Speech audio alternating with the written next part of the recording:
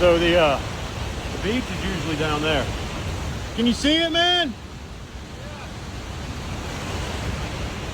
Water's way up. All right, we're gonna climb out.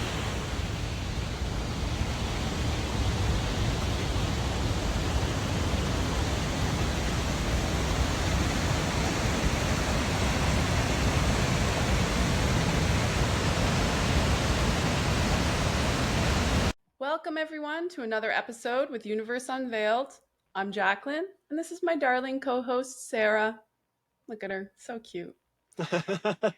Today, we're really excited to have a special guest and friend of the show, Jason Huffman, otherwise known as Shaman. Shaman is part of the Institute for Natural Philosophy, and you may have seen him on X posting videos about exploring the wilds all around Alabama, bringing attention to the history of Mabila, and he's also an avid ally to the struggle against big archaeology, and an all-around friend to everyone he meets. So, welcome to the show, Shaman. We're really excited to finally get to speak to you after our calamity last week. Yes, And absolutely. It all yeah, worked out for the best, as it always does, you know. this is it. As soon as it happened, I said, okay, I'll find out why it's happening before we get to next week. And I did, you know, I really did. Not only to allow myself to just have another moment to think about this first time experience, but to get to know, you know, Cody. Easton Outpost. He's here with the Institute as well for Natural Philosophy. I was already familiar with Ricardo. I think we spent about 6 hours, you know, on video chat right off the bat. So I already, you know, was familiar with the lay of the land. Met Steve. I owe Steve homework, as I told you earlier, on a couple of projects already. But it gave me a chance to really see some of the other things that are going on, see some of the other characters and intentions that are at play here in the Institute. And it made me really not only comfortable, but proud to sort of be associated with, you know, and to bring Oh, anything that I might be bringing to the forefront here, you know, under this umbrella that is mm-hmm. being created. You know, you spoke immediately about the battle against big archaeology, and I hate to see anything as a battle. You know, I joined X January, right? To sort of start using a platform to Mm-hmm. start putting out what I was discovering. You know, on Rumble, I'd called a series Discovering Things Within and Without, so I could talk about the spiritual aspect, but also the material evidence. Well, X, I started focusing more on the material evidence, you know. It's what I kind of wanted to do, just to see what was out there and what would come. And I was immediately introduced to this online fracas, you know, to use a very kind word. This sort of battle is really a good word. As Sarah and I, you and I pointed out this week, they've even got foot soldiers was your word, right? Out there with these alt accounts doing things, you know. It's a very messy environment, you know. So I didn't try Mm-hmm. to in any way pick a side. I tried to, even when I was engaging last night, you know, on there, I tried to simply present my opinion, you know, Right. and present my evidence and ask for opinions. And I found early on that when I did that from certain people who we won't name because I really don't, you know, want to be sort of battle and negative here, immediately come back with attacks, you know. Now, I was Mm-hmm. able to see and know there was a groundwork laid before I came in, right? That there were already this battle, lines had been waged, you know, centered much around Graham Hancock and this pseudo archaeology, you know, idea. People, right. Look, early on, I took that thought and I said, I'm just going to embrace it, right? Because I heard the accusation pseudo archaeologists spreading misinformation, right? So my brain just went, yeah, here's what you do pseudo archaeologists proudly spreading missing information, right? You just Missing embrace it. information. Missing, you know, Missing which is information. is precisely what we're doing. You know, they try to obviously start a battle. They're throwing these things, you know, pseudo archaeology. So what I have found better to do for my own mental health, right, but also sort of for the integrity of the process is to do just that. Take it. Okay, I'm a pseudo archaeologist.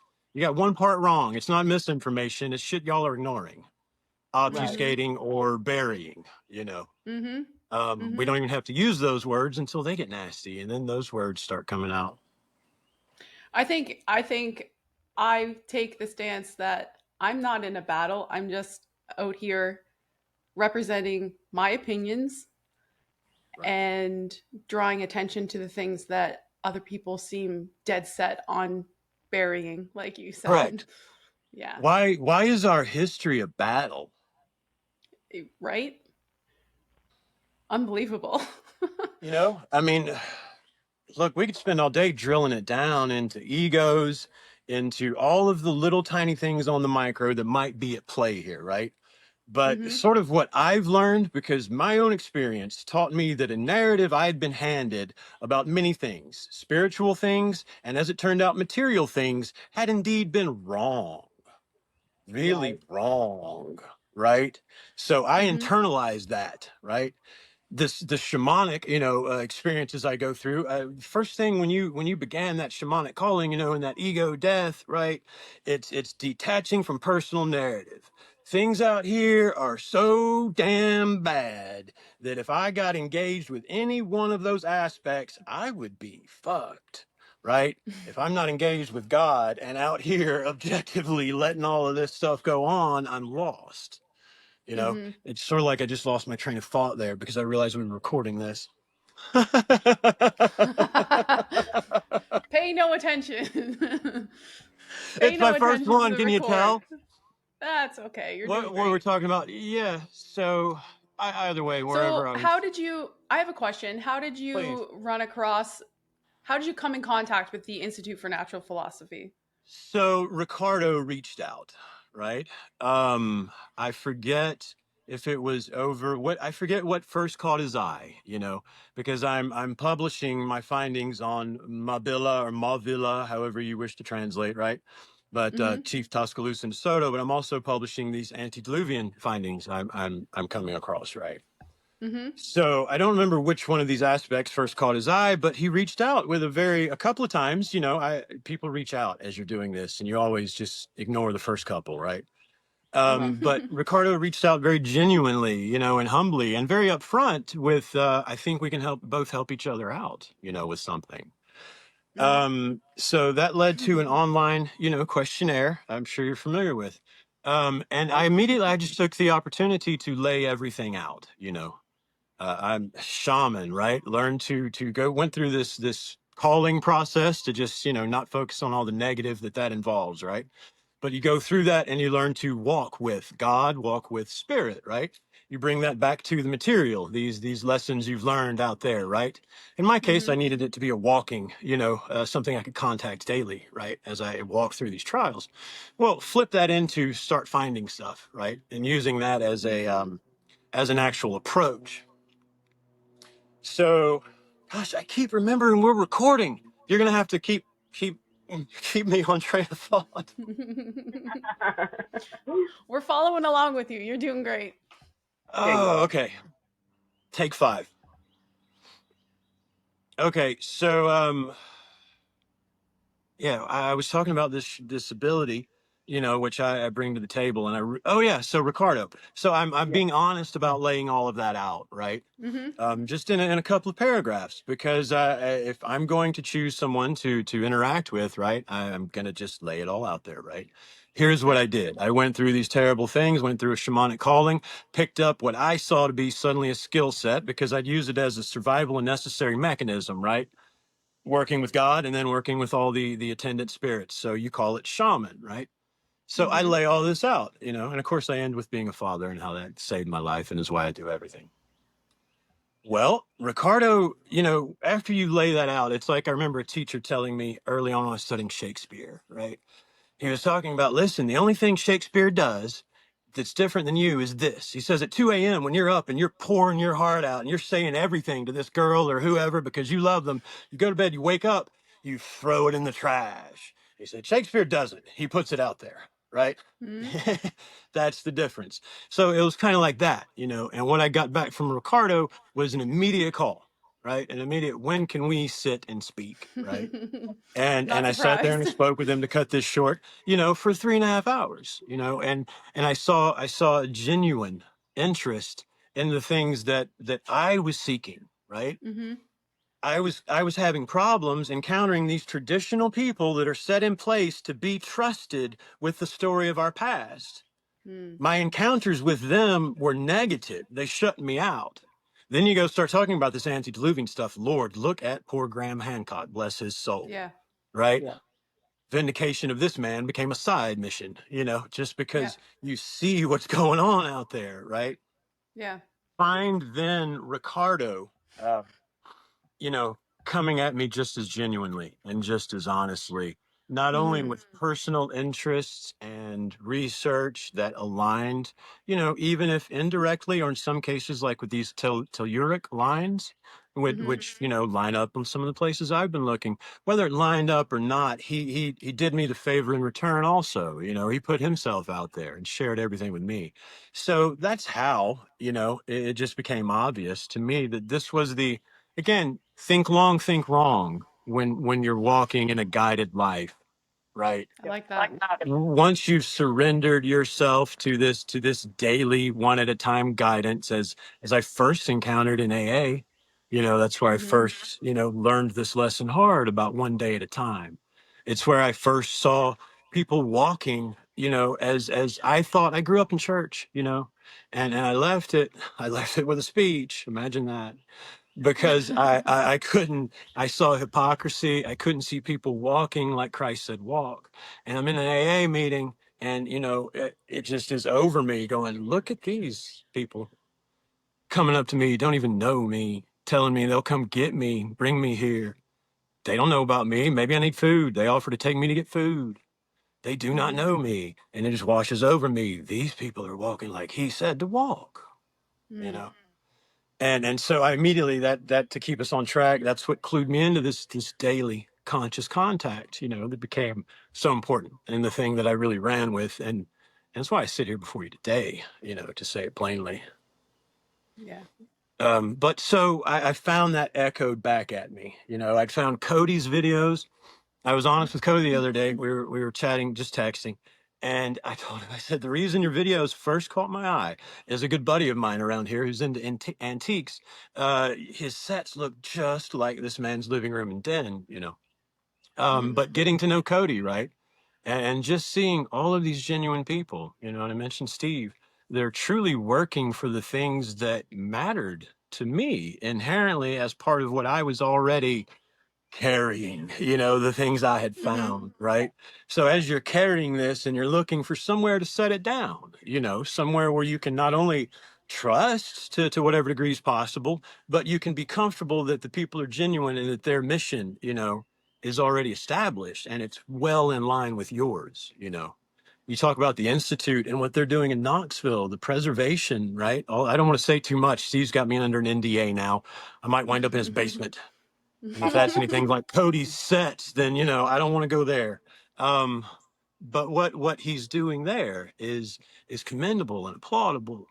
All the way down to the level of building community. Mhm. Community based on local, local culture, local community, local products, preserving history. How Yeah. would these things not resonate with all of us today in a society where we see culture, history, everything being eradicated? We're lucky to Right. live where we do here in the Southeast. Look at the UK, as just an example, right, of what happens in this modern world that's trying to take every little bit of history, pride, and local development and just, Very. make it Obliterate into an it. amorphous blob, right? Bury it, whatever they Yes. can do. So Yeah. for me to have found these people, to be lucky enough, in my way I see it, to have found you all, the Institute is what we're talking about, is sort of a no-brainer. I'll quit talking about it with that. That was your question answered, I hope. It is. And I think that everyone who kind of comes across the Institute has a similar story, a similar, like, what? Like, Right, oh, all these people care about this stuff that I care about, and they all, think along the lines that I do, and right. they're open, and there's, the negativity that you receive when you're out in the internets trying to It's a connect with shield. It people. really is. Yeah, It's a very nice, protective little dome that you can, as you said, stumble upon, and I highly recommend, just like us, absolutely. anybody interested in it to start investigating, For just to see sure. what's really going on, because there's so many projects. So many Going on. projects. Steve, one of the things Steve leapt on right away was, he started seeing all the Mabila artifacts, and he's like, okay, museum, Yeah, how do we get money for the museum? Where do you want the that's museum? right. I'm like, well, Yeah. Steve, where the artifacts are and the mounds are and what you call the Mabila complex is actually for sale. Oh, really? And he's just on it. And you see how you can start taking all these preservation projects, which is Yes. another, I just tapped on another part of bringing all this Mabila story up is, it's on land that's for sale, right? It's on land that is being currently Old Farm Lane, man, that new neighborhood currently built upon, right? Actively Mm. for 10 plus 15 years. And that played a huge part in this DeSoto metal winding up in the creek where I found it, right? All of this land clearing pushes into this creek. Well, the mound, the crescent mound, which based on several of the artifacts and spiritual information. So, just only take it that far. And of course, LIDAR and on the ground studying is a Mm-hmm. burial mound, reflected in this crescent artifact, which I'll show over here. That I is did see is your post with the LiDAR, which I found very interesting. yeah. So that land, excuse me, I don't have to blow my nose. That land is for sale, right? Okay. Now, what's kept it protected is the fact that when you read the DeSoto Chronicles, excuse me, one of the landmarks they mentioned, being near the site of Mabila, was a beaver pond, right? Okay. This is a large pond, you may know here in the South, which forms when a creek, a large, fairly large creek, gets a beaver dam built across it. Okay. Well, if that happens for generations and generations and generations, you get Mm-hmm. a pond, right? What appears to be a pond, or what in this case, when it really overflows, appears kind of like a swamp, right? Mm-hmm. Even though it's not. It's dry land that a beaver over many generations has turned into a beaver pond. Well, at the time of the Chronicles, there was a beaver pond, right? They said that they had to go and wash all the blood, off of them before they'd go back to slaughtering more Indians, so much so that the beaver pond was full of blood. It was just red, right? This 33 acres here has that beaver pond on it. So these development companies who coming in quick, clearing land, bless it, you can see the mounds, the houses and the lots are on them, right? Are clearing the land and then throwing up these houses. The term is McMansion, right? Yep. And then building upon it, right? Well, this bit in the center where I'm finding everything and where the mounds are is for sale and has not been purchased because obviously you got to bust the beaver dam. You've got all kinds of Right. things in the way if you're really looking to just come in and build a neighborhood. So we don't need a PT Barnum to come and grab this thing, do we? We need Mm-hmm. someone that knows what it is and is willing to protect it to come get it. Yeah. Um, yeah, just to hit on that. Sarah. So, how long have you lived in that area there? Okay, so I this house I'm broadcasting to you from is my parents' house. I moved here summer before ninth grade. After high school, I went to Tuscaloosa. Spent a year at the University of Alabama, there in the theater department. Left there, Mm. hopped on a train in January, and moved to Manhattan without a plan. $2,000 in my pocket and some clothes. I did have a suit to walk around in to try to find an apartment. A week later, and we couldn't find a place to live. So, long story short, a buddy was a dresser on Broadway of one of my friends. He called us over to his apartment on 42nd Street, right? Second story. He's got, I shouldn't tell this, but he's got Bette Midler in there. They're doing a dressing, right? And, she's exposed. And I was just shocked by this world. And I'm not going to get on New York stories, right? Long story short, he gave us a place to camp out for a couple of weeks, and we found an apartment in Queens. I lived there until September 11th. At that point, Mm. fled the city. Right. Mm-hmm. Moved back down here. Midnight, I think that October, we hopped a U-Haul, put all our stuff in it, and had a friend that was lending us a condo down at Orange Beach. Moved to Orange Beach, spent a year there recovering, and then moved back to this area to end up going to school, tempting roots, having my darling children, and then going through the story arc that has me here with you today. So now, at which point were, and let me know if you don't want to talk about her, but Luna, your dog,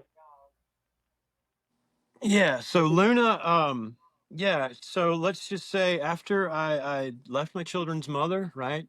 And after that part, that split and this sort of shamanic calling began, we found Luna. Charlotte wanted a puppy, and Charlotte wanted a puppy, and so we went to the pound, and I couldn't believe, they brought out this German Shepherd, and they put her in a room for Charlotte and I, and she was so scared. She was so scared they couldn't get her to come out from underneath the bench we were sitting on. And I knew right away what that meant. I knew she'd been abused. Yep.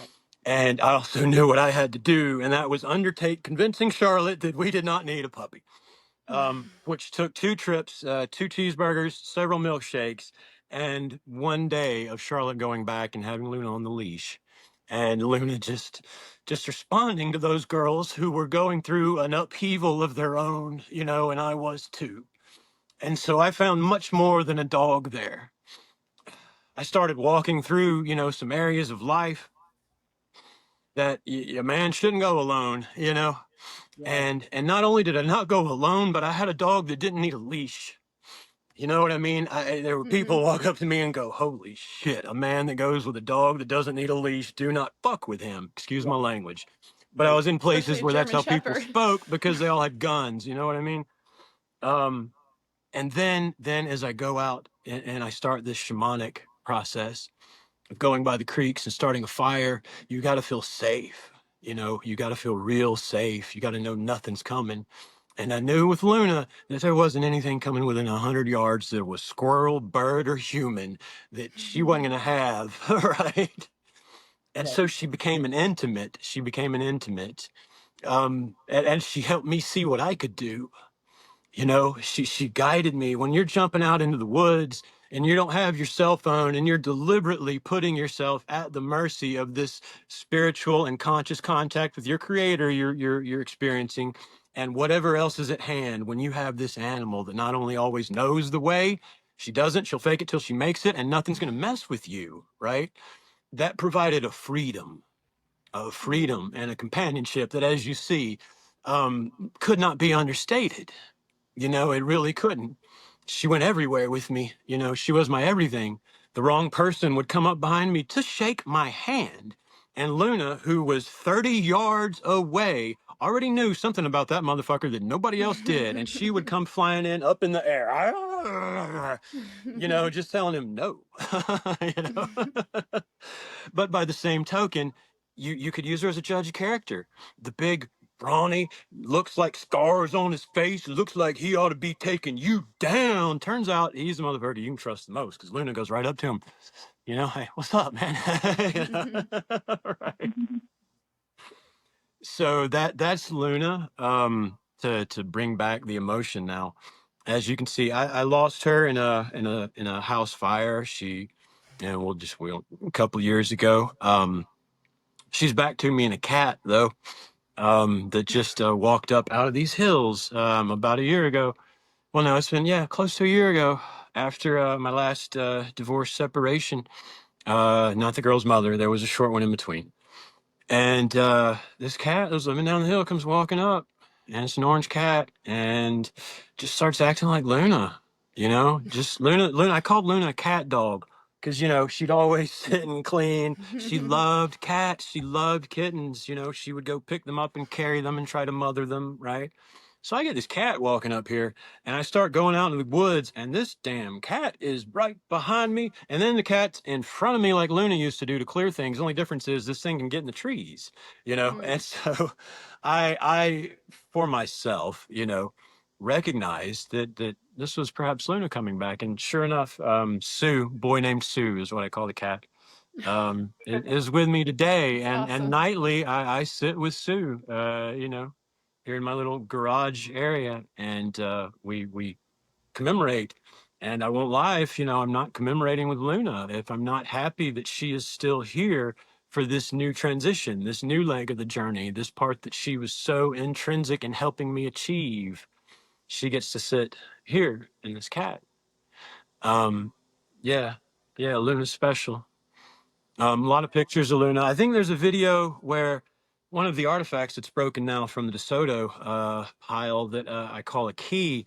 You can see the intact artifact in a video on Rumble called, I believe it's a key. But you can see Luna. She was with me that day, and you can really see precisely, what it was she provided for this little mission. Mm. Yeah, you sent me Luna. some pictures of her the other day, and like they just looked like two peas in a pod on a mission. And I have We were, look, early on, I took a picture of Luna when I was walking up this hill here, this asphalt hill at night up to this house. And we'd been down in the woods, and I'd already learned what Luna could be. My daughters called her Best Way because we could get out there in those woods. And my daughters, I'd pretend like I didn't know. And they look at Luna and go, Best Way, Best Way. And Luna, lead them out, right? Well, I'm walking up the hill and I take a selfie of the shadow on the ground because the shadow being cast from the lamp is Luna next to me, right? And I think I posted it something like with HR's doing a good job with promotion, the team's in place, because yeah, it was that. Uh, there's many things that I can say I wouldn't be standing here without, and all of them would be true, every integral little piece, and the big ones, especially in that part where Luna and my daughters, that and God and a few oddly dispersed unknown friends. Yeah.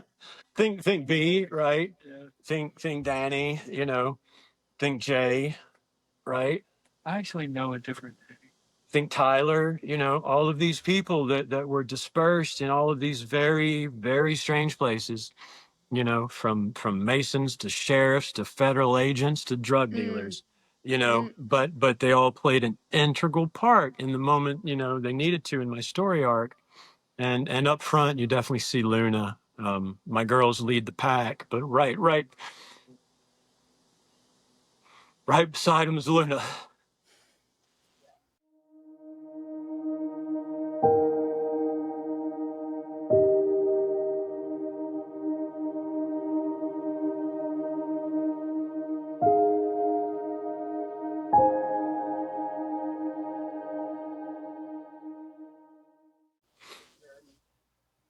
I think it's a mark of a person how close and how on the level that you can get with an animal.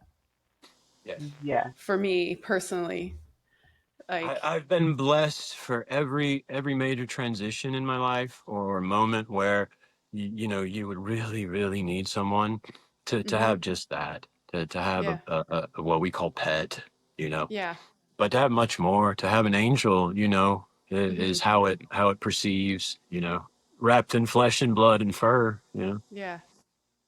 I know I'm I have sorry, I two of them. interrupted you. No, you didn't. No, you didn't. I really, really connect with that. I really feel that because I have two cats. One who's 21, who is just literally like a branch of me. Yeah, He's like yeah, my personality is his personality, and like we've just kind of come up that way together. So I feel it because he's 21. So, right. I know that my time is limited. So I really like it really touches me because I understand completely. Well, I'll say this: take heart, right, from my whatever you think, but my experience with Luna, and this experience now with Sue, where it doesn't matter what anybody. It's like the miracle in AA. They tell you when you get that first miracle, when you say, "Take away from me this obsession for alcohol that I cannot get rid of myself," and when that goes away, you don't need a virgin birth. You don't Mm-hmm. need a story. You don't Mm. need anything. You experienced a fucking miracle, right? Yeah. Plain as day. Right. Yeah, it's just like that I experienced with Luna, right? What to me, plain as day. She stopped in a turtle on the way, honestly, if you want to hear exactly my experience. When I found the triangular pyramid on the Cahaba River, right? The triangular platform of rubble. We're into the antediluvian now. I'm going back up it and I'm knowing now what I'm on, and I'm feeling this whole life mission, achievement, private moment. God, I wish Luna was fucking here. She'd already died at Yeah. that point. I then get to where I see the first drill hole, little, I don't know if you've seen the videos yet, but it's like a half drill hole and I see it Mm-hmm. and okay then, right? And so I get down on it and I'm looking for a stick, to stick in it just so I can mark it for me. So I'll remember how to get back to it. I pick up this rock that's right there under it, and there's a fucking box turtle, a Mm. box turtle looking back up at me. A few months earlier, a good close friend of mine, B, we'll call him that, he'd given me a little carved turtle, told me it was my spirit animal. He's a shaman too, actual, whatever, not all silly woo, you know what I mean, but like me, walking with it, you know what I mean? And he gave me a turtle. So I look down, I see this little box turtle. And for whatever reason, I believe that, hey, Luna, it can hang on in the spirit, right? This is a Mhm. young box turtle, only been here a minute. Why is it right underneath this drill hole, right? So I take the box turtle home with me and I share for a couple of days. I feed it, you know what I mean? And then I get this impulse, right? It's time to let Luna go. It's time to let Luna go. And I'm here at this house now, and I let the turtle go down the hill. It's territory here. Even though I moved it 60 miles, it'll be fine, right? A few months later, this orange cat comes walking up the hill. Give it I asked back. my father, where'd the orange cat come from? He said, it's wild. It's feral. Been living in a hole down there. I said, okay. And so I made this connection that for me, her spirit had traveled, right, to reunite. Um, I believe it, and it's what I experienced most importantly. So that's the only thing Mhm. I'd say about losing that companion is that it's a loop that can continue. You know, whether you believe it's the same or whether you believe you're going to find it again. I found it every time. Oh yeah. Well, that's comforting thought for sure. It I got have. me through. You saw what I did when we just talked about Luna, and she's been dead a year and a half, or more, right? 2 years at this point. So Yeah. you can imagine. Go ahead, Sarah. I think you're dead on. She just straight decided that, hey, next time I'm gonna come back as cat. Right. Well, That's what I here's say too. I had had a dream a few months before this happened in the fire that we were out in the field and Luna jumped up in the air and got bit by a snake, right?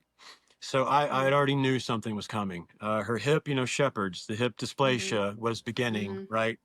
So she wasn't quite the ninja, she could be. So I knew, and I'd been keeping her at home and spending time with her, and then the house fire and she was caught in smoke. Um, but yeah, who's the philosopher, one of the French dudes that says, looking back upon one's life, it's pretty hard not to appear as though it had been written. And Luna's story sort of highlights that in my path. The life needed to move me. It needed to move me to Birmingham, right? To Mountain Brook. It was time to start finding this antediluvian stuff, the Cahaba, right? Luna obviously was not going to fit in all of the jingling jangling. We were in real estate, redoing some homes, right? That then became a part of me discovering this next leg, right? Yeah. Luna couldn't be there for that. I get all that settled. I find this drill hole. There's a turtle. I feels her. I bring the turtle back here. I leave the turtle. It goes down the hill. Here comes this cat right as I'm going through a divorce and I need my emotional support, Yeah. right? Bam, bam, bam. Take what you want from it, but I see a plan and I see that plan. Faith. Here's a definition for faith I really like, right? Look back on your life. Can you not see the things that had to happen to get you to where you are? If you can look back and you can go, even that shit thing, that thing that had me so down was necessary to get me here, then what I do, what I like to do, one of the reasons I call myself shaman and what I think is appropriate to faith is why can you not take that vision and turn it around, right?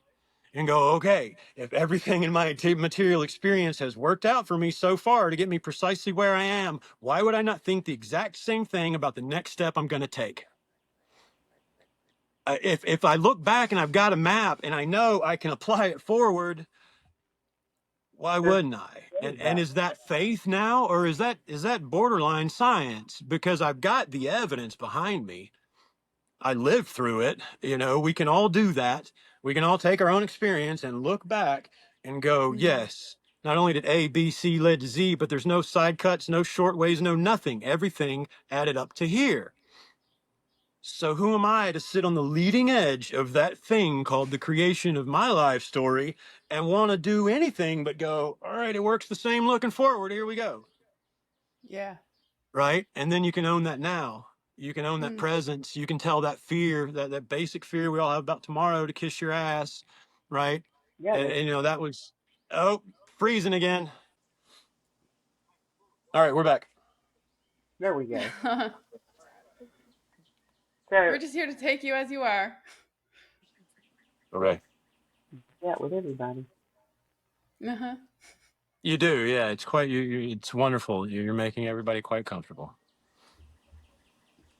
So I meander if you haven't noticed. So feel free to lasso me at any moment. Well, we're going to go ahead and lasso you now. Um, we mentioned to you that we're doing a new segment in our show about an absolute truth. Did you come up with an Sure. absolute truth for us? Yes, we So did. there's lots I could attempt to proffer, but I think I texted to Jacqueline. So just an old quote that I'm gonna credit to myself. I mean, somebody on the internet may prove me wrong, but it expressed a thought I've carried with me for a long time. That is, change is the only constant, and of that, growth the only objective. Right. Now, to a That's a good one. man who walked through what I've walked through, right, which is about as severe of a change as a man can accomplish, right? Being jerked from the 9 to 5 trap, the square, the blocks, the prison that is our culture today, yanked out of it, thrown into the woods, taught about his native pride, connections, right?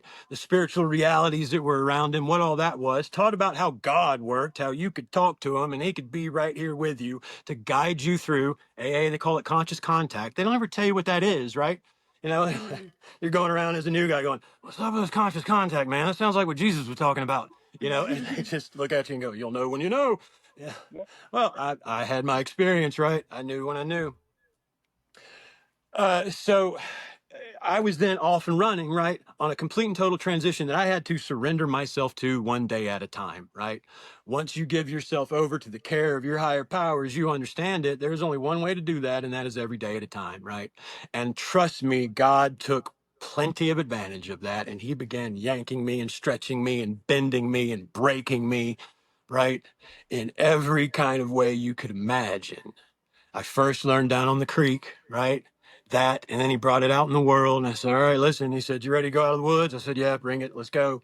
I'll go with you, you know?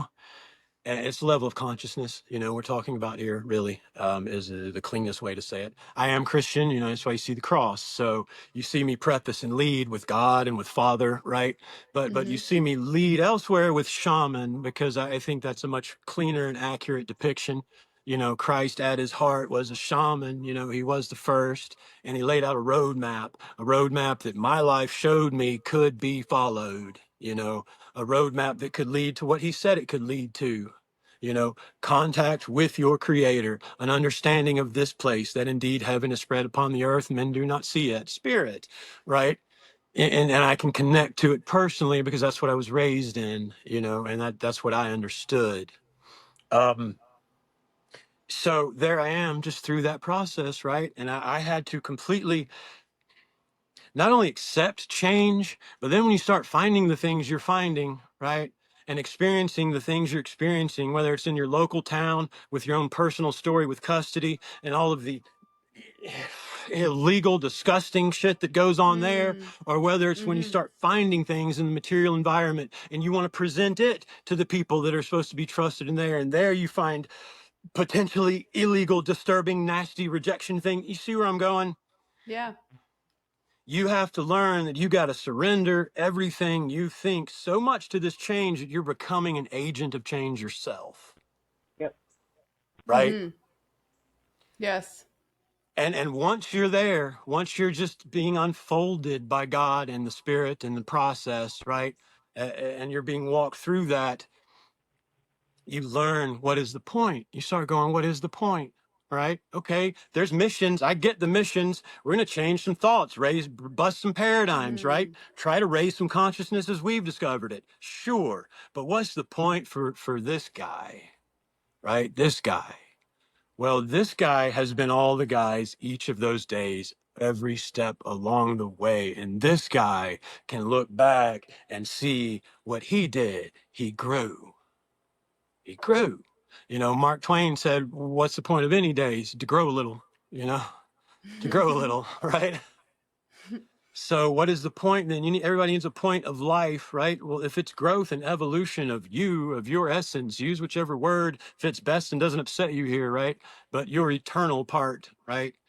If the overall story arc, if the reason is a growth, right? If the whole process is change, right? Everybody can agree change is the constant. And if the whole process is change, there's got to be a purpose, and that's your growth. Not only as you can experience it on your micro, in your everyday, as you change and grow and become a better father, parent, mother, daughter, right?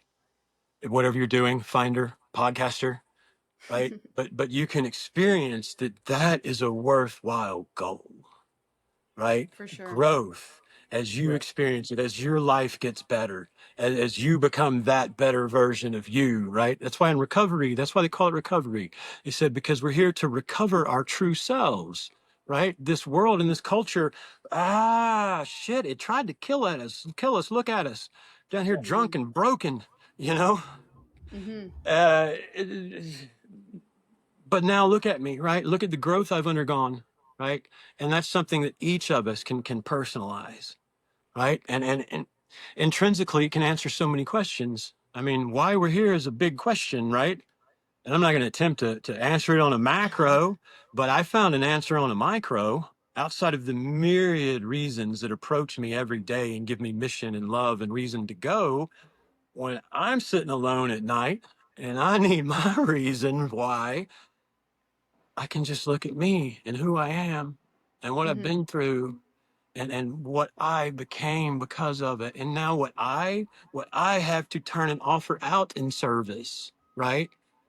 I went from this thing that was so blocked off and shut down by this culture that I could not even function myself, right? Yeah. Doctors, when I went to the recovery, I mean, Lord, they were scared. They told me so. You know what I mean? I couldn't, right? To go from that to this, well, that answers any question I could ever have in the middle of the night if I need to ask somebody why. Yeah. So change is the only constant, and of that, growth the only objective.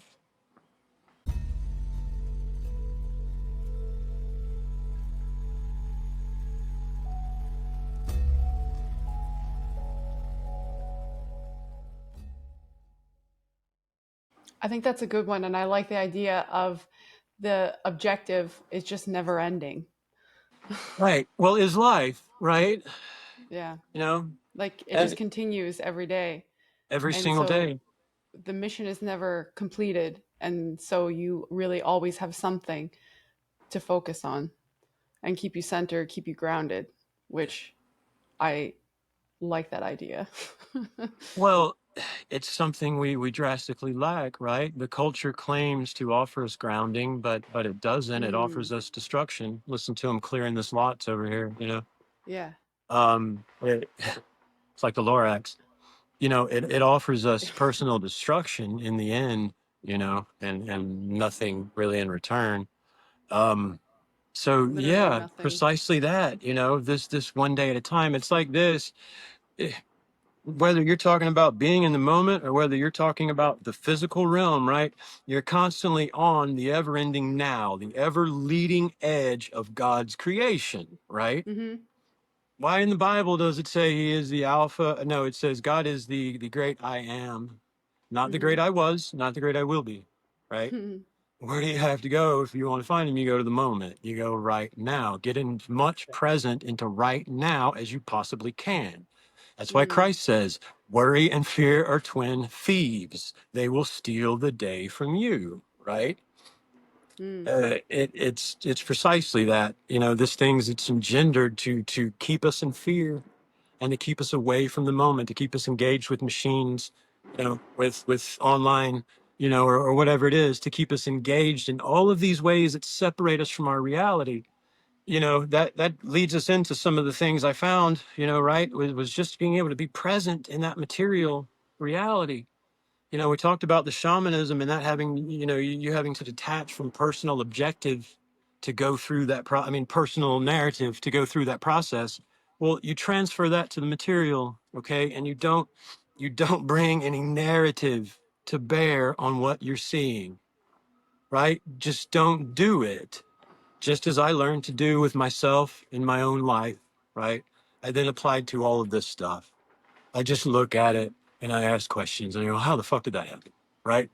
How are Mm, all of these rocks on top of this hill? Let me go up under these rocks. How the fuck are those rocks carved up underneath and all on this hill? And it's a neighborhood they call Mountain Brook and there's houses on it. I don't understand. Let's go over here to the Cahaba River. Why does the Cahaba River have all these bends in it that look like triangles? Why is it so steep? Why does it function like a drainage ditch when it rains? All of a sudden it blows, it fills up. It looks so man-made. Why do those trees on this map only have green trees in a deciduous forest? Why are there conifers mm, over there? Let me walk and see. That's a mound. No, it's not. That's a pile of rubble, right? mm, How did I get there? I got there yeah, because every step of the way, I just looked at what I saw. And unlike everybody else who will walk by it and glance at it every single day, I didn't have a fucking narrative in my hand. You right. know, I believe narrative blindness is a real thing, and I don't believe we fault anybody for it right off the bat at all.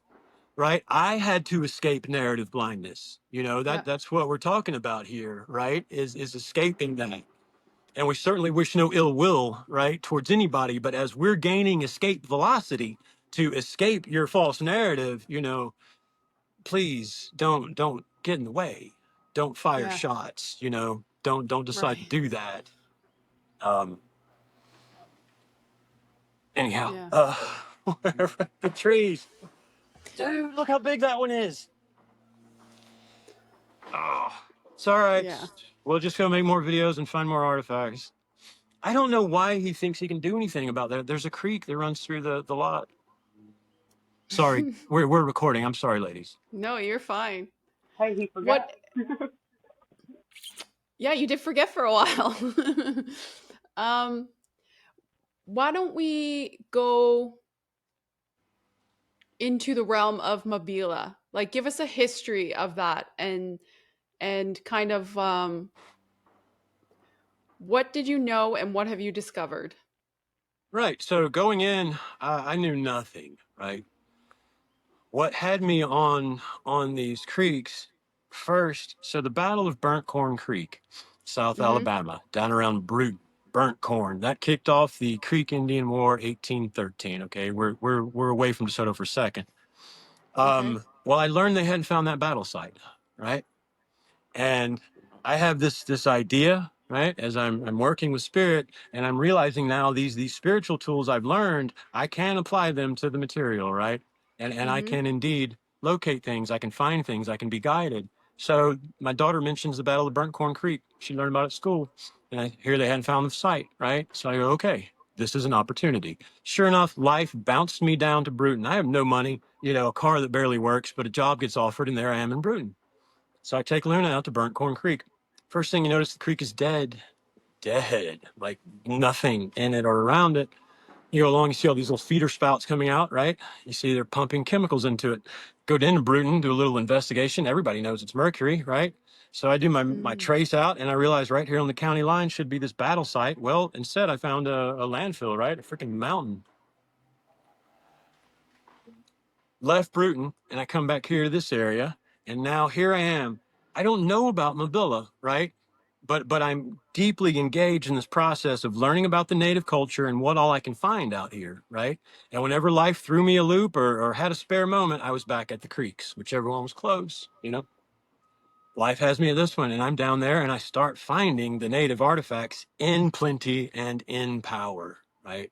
I walk down this creek. Logan, I don't know if it's you or Jay that was with me the first day after a day of work, and I walk down and I collapse, and there's this hawk, and I just knew there was power here, right? That's all I knew.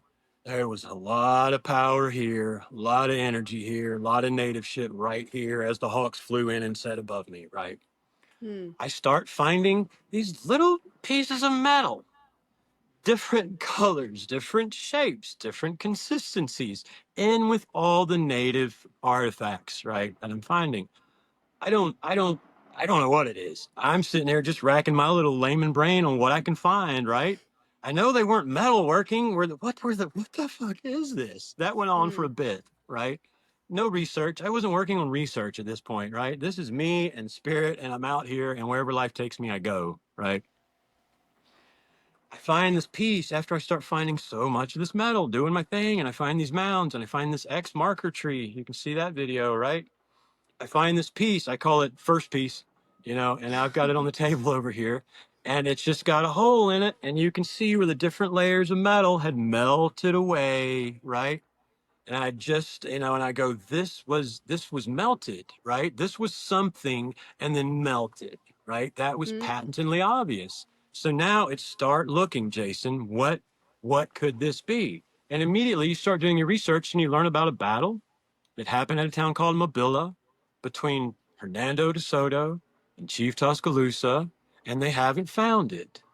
And so you mm, look for the guy that knows about it, Vernon Knight, and you find his video, and he says, how do you know when you found Mabila? He says, you'll have more metal than you know what to do with. I had more metal than I knew what to do with. Yeah, you do. It mm, obviously had been through a fire. I mm, had the native mounds and the native artifacts. I mm-hmm. then knew I had found Mabila in a nutshell.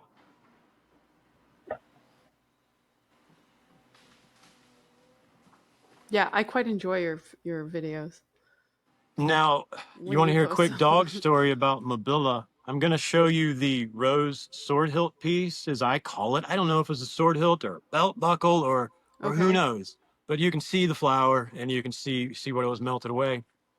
I had gone down to the creek with another dog I'd had in a relationship. That was the wife I mentioned in between. And the dog, Luna had already, you know, been gone at this point.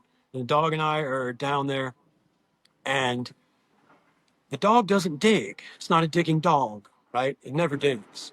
I'd gone down there to do my thing to connect. I'd been too kind of honed in on collecting all this metal, you know, and trying to really sort out what it was.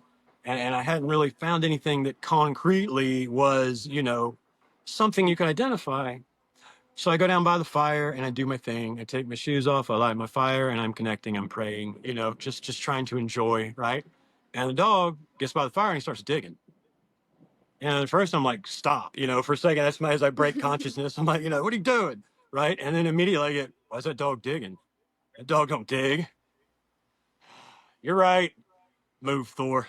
Right. I put my hand down in there in the water and below the water table. I get this piece coming up and I go, okay, I feel okay. I take it, I dip it in the water and I look at it by the fire and it's this rose sword hilt piece, you know, where Mm. then I had something in my hand that obviously was in its former form, right? That quite obviously was what it was supposed to be. Yeah, I'll keep us rolling, but that's an interesting story about that process.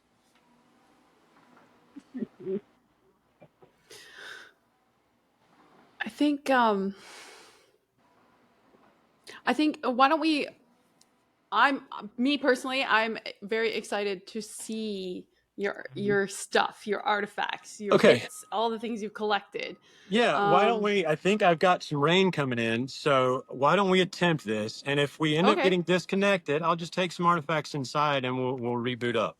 Yeah, for sure, man. Whatever Okay. works. Okay, No great. worries. So I've got a table, you know, so I'll just walk us over here to it and hopefully we hold connection. We're So the on the move. amount, how much You on the metal? move. So let's see. So amount, you know, Oh Well, wow. right? So by the bucket. That's two, buckets. I've got four of those up here on top of the hill. Okay. Oh, here we go. I'll rejoin. Here's what I'm going to do for us. So I've got the table set up. Give me half a minute, and I'm going to move the table pretty much indoors Oh where bless I can you. sure we hold a signal and we can get through this part of the deal. Bless you. Sounds Okay, good. I'll be right with you. Hang on one second. I'm going to Okay. probably leave you looking at a ceiling fan. That's all right. All right. Okay, Yes, you Logan, did. let's just carry on here, man. Let's see if this camera allows, does it? It's not going to let me flip. Okay, so Logan, you'll probably be very effective here at Cameraman. helping show off.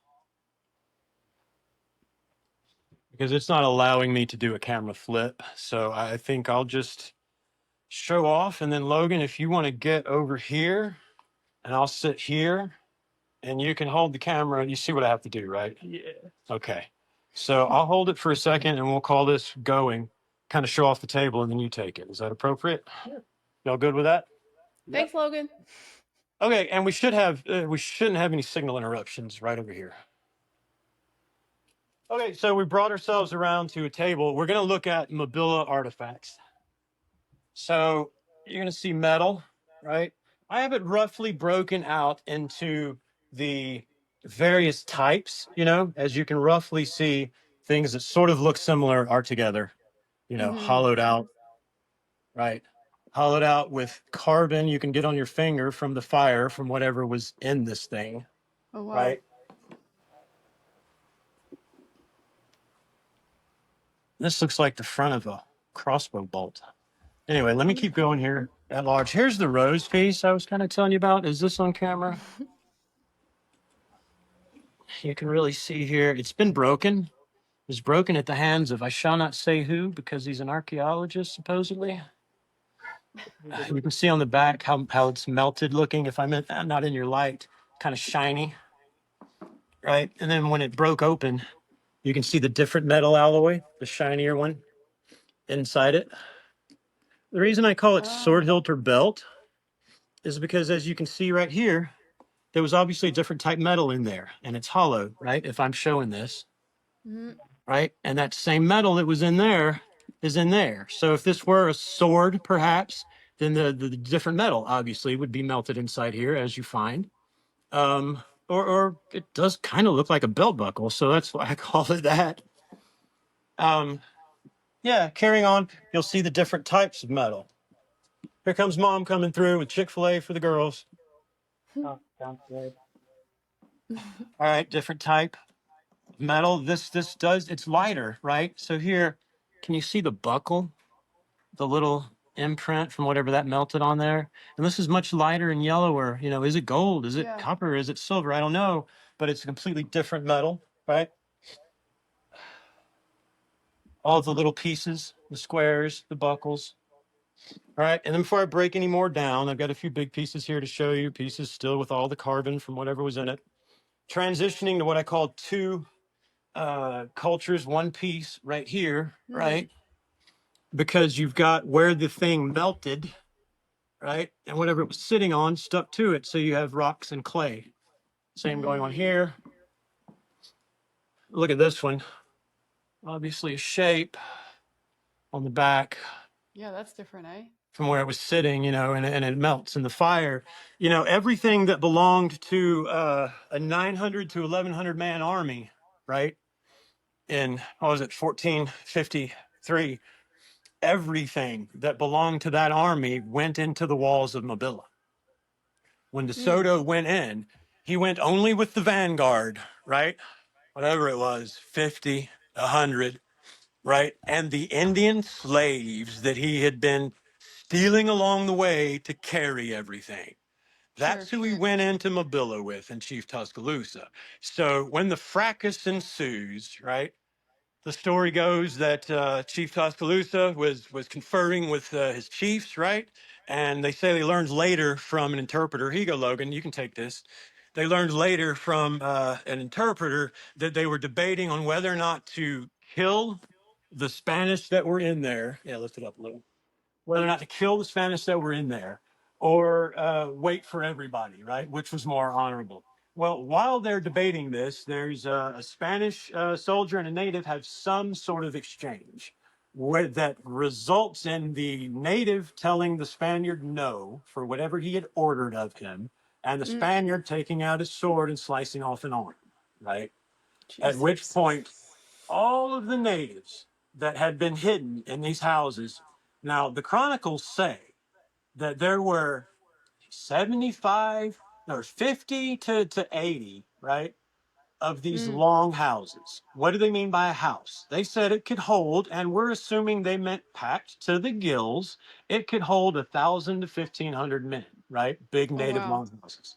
They said there's 50 to 80 at Mabila, and they said that Mabila was a small town. Now Yeah, that doesn't fit with the narrative, does it? sure Doesn't fit with doesn't. the narrative at all. There's one footnote, maybe two, in all of the DeSoto chronicles that the University of Alabama, the translation they put out. The footnote is when they're describing Mabila, and they Mm-hmm. said these are obvious exaggerations.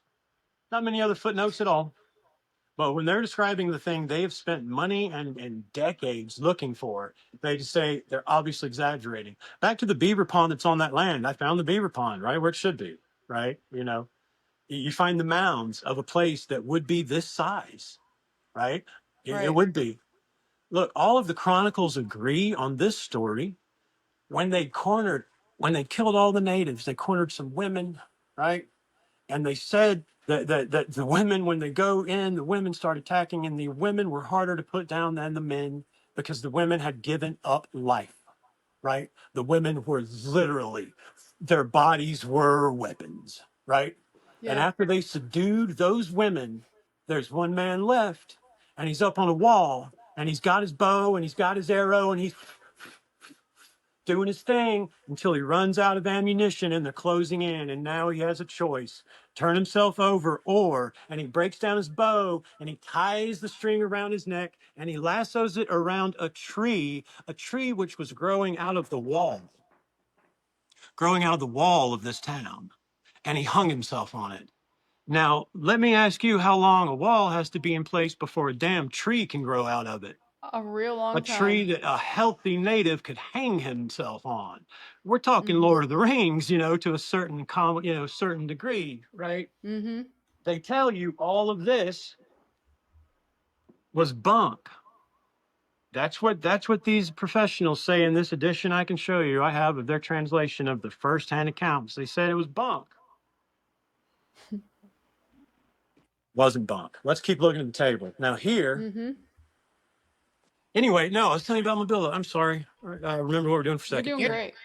So, all right. So once they bum rush those first few, DeSoto and his men, several killed, right? DeSoto himself out barely by the skin of his teeth, right? All of these natives rush out of these houses they've been hiding in, and there's DeSoto, not ready for this. No men, no army, and all of these natives on them in a second, as soon as that fellow's arms cut off, right?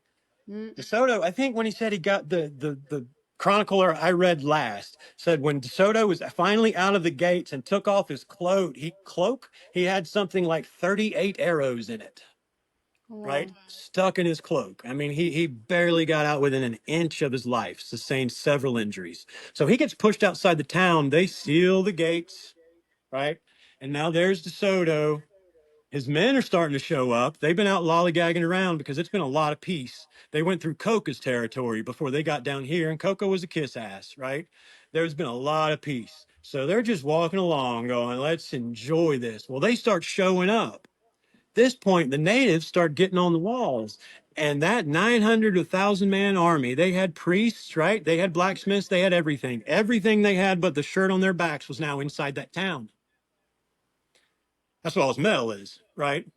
The Yeah. natives start getting on the walls, start putting on their weapons, start showing their armor, get their war drums out, start playing the Spanish war drums, right? Just a big old come on, motherfuckers, right? They'd Right. planned this so well and they were ready.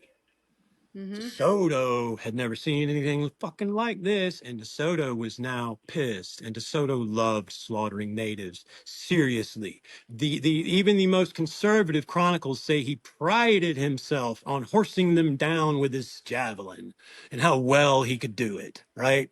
So now there he sits, and he looks at that town with everything in there, and these natives dancing and prancing, and he tells, "Burn it, burn it." I don't know what Hmm. made him do that. I can't imagine what made him do that. But he burnt the town. Desperation. They go in and start clearing. But what burned along with the town? Everything. Everything that his army had with him. Everything. Yeah. Says they sat here for the next 30 days. That it was so bad they were having to slice open the natives' bodies and then use the fats and the fluids to create poultices to treat their own wounds. They went around for 30 miles or so, burning and killing everything, right? Natives in the woods, wherever they found them, killed them. Just no questions. They were past that stage, right? Burning everything. That's how I believe I found Attahachie, the town where De Soto and Tuscaloosa met, right? Not only the mounds, but I'd done a little earth moving on the site because I was working on a house there, and I find the burned evidence, the charcoal evidence. You find all the artifacts, right? And it's right where it should Mm-hmm. be. Oh, you're breaking up. Are you still there? We're here. So DeSoto decides to burn it. So what you see on many of these artifacts, the quartz ones, I'll highlight they're red, the high heat, right? Did this to these things. On this metal, you can not only see on all of it melted, see the different shapes. You can see the metal fizzing and popping and doing its thing. There's a nail, Oh, cool. right? But then also you get the element of in so many of these pieces, the carbon from the fire that we were just describing, where everything that this man had, this army had, was set aflame. And with that being said, I'll show you a couple of these. So, you can really see where these things had their shape, were melted, right? Buttons, you see the different varieties of metal. In all of these, you can see the different layers, right? See, there's the hole where the crossbow bolt, or whatever it is. I think this looks like the tip of a crossbow bolt, right? Laid back and melted there. Yeah. Peel that layer back. You got a little hole right there. This is the one I told you I call first piece because not only do you see in it, you can see the clay or rock that got stuck in it when it melted, but right here Yeah. in this hole, you can see where the layers melted away, right? So if this thing was on the ground and in extremely high heat, it melted away, right? And that's the way you look at many of these. This one, it's like a hinge, right? Or something, and you can see as it flays back, you see this hole in the middle, right?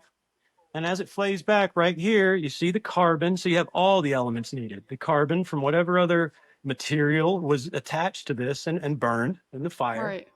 right? And then those themes carry on through all of these pieces. Here you can see the two melted. Here you have a much different type of metal that as it melted away, you can see the layers. Looks odd, shaped sort of like a knife. This one is very cool because it has all of the elements, right? Obviously, it was something, meaning by that, not natural, right? That one's cool. And whatever Yeah. happened, as you can see a different metal sticking in there, you can see the rod or whatever it was on, the carbon, which you can scratch off on your fingernails. Obviously, Yeah. easily dateable and all that good jazz. More hollow, different metal type, finger puppets. You come over here, you're going to have this stuff that got red when it got melted, right? You see all this is red. I'm going to show you 3 or 4 and you'll probably see what I mean. Logan, give me a little water. Water helps with a lot of this. I can see the red on that one. Yeah, okay. So they all showcase it. This one's hollow, Crazy. right? This one is 2 types of metal. This showcases the red a little bit on the outside, another type of metal on the inside, and then all the carbon you can also see in the fire. This one is red on one side. You can see where it bubbled up. It was sitting like that when it got hot. Then you start getting to these pieces that are reminiscent of the sword hilt, right? They have some sort of gold aspect. Obviously had a shape very similar to this rose piece, right? If that's in camera, these two. And keep going with more of the same, right? You can see where this sort of is bubbled, right? Marked, right? And all there. Then you come over, you've got a slightly different type of metal that exhibits itself in all these shapes. I have quite a few like this,